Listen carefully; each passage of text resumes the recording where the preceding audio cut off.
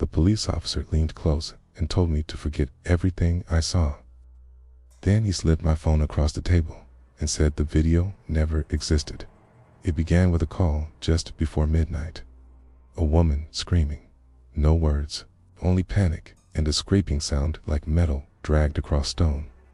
I was on night patrol near the old water treatment plant, a place sealed years ago but never truly abandoned.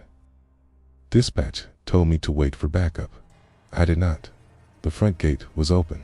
The chain lay twisted on the ground, as if pulled apart by bare hands. The smell hit me immediately. Rotting water mixed with something sharp that burned my throat. My flashlight beam trembled as I stepped inside. The screaming stopped. I followed the sound of dripping into the main filtration hall. Moonlight cut through broken windows, striping the concrete floor. A woman stood in the center of the room, barefoot and shaking. Her eyes were wide and empty. She raised a trembling finger and pointed upward. The ceiling sagged. Concrete bowed downward as if something heavy pressed from above. Dark shapes shifted beneath the surface like shadows under ice. A deep vibration pulsed through the room, strong enough to rattle my bones. I asked her what happened. Her mouth opened, but no words came out. Only a wet, choking sound. Then the ceiling cracked. A pale limb pushed through the concrete as if it were soft clay. It bent at too many joints. Black fluid dripped from it and hissed when it touched the floor. The woman screamed. The limb wrapped around her torso and lifted her upward. Her feet kicked once before she vanished into the ceiling. The concrete sealed itself instantly. Smooth, perfect. Silence returned. Backup arrived minutes later. They found me sitting on the floor, staring upward. There was no damage, no body, no sign anyone else had been there. They told me I imagined it. Over the next week, people began disappearing near the plant. Homeless men, night workers, anyone alone. I started waking to a low vibration that seemed to come from everywhere.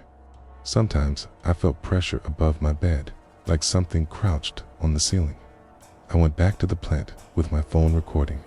Inside, the air felt heavy and still. My footsteps echoed too loudly. The vibration returned, stronger this time, pressing against my chest. The ceiling rippled.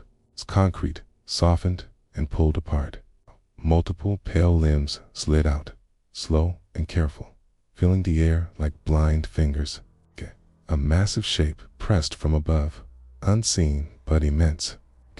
A voice filled my head without sound. Below is open. I ran.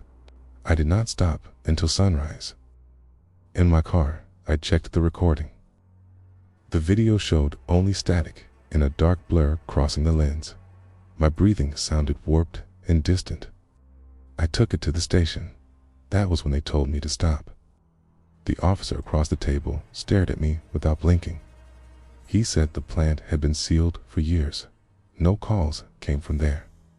No one was missing. He said if I spoke about it, I would be charged with spreading panic. Then he leaned closer and whispered that some doors were not meant to stay closed. That night, my power went out. The vibration returned, shaking the walls. My apartment ceiling bowed downward. Cracks spread like veins. Black fluid dripped onto the floor, burning holes in the carpet. My phone buzzed with a single message from an unknown number. D. Not look up. The ceiling split open. Something massive filled the space above me. Layers of flesh and shadow folded together. Limbs unfolded slowly, stretching downward. The smell was unbearable. The voice returned. Witness confirmed. The floor lifted. My body rose toward the opening, cold wrapped around my chest. Then everything stopped. I woke on my living room floor at sunrise. The ceiling was intact. No cracks, no fluid. My phone lay beside me. Video was gone. The news reported a collapse at the water treatment plant overnight. A sinkhole, a gas leak, tragic accident. No survivors.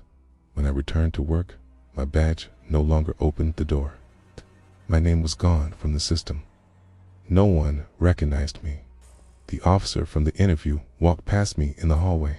Kay smiled politely, like we had never met. That night, the vibration came again. This time, it came from inside my chest. If you enjoyed the story, please like and subscribe. Thanks for listening.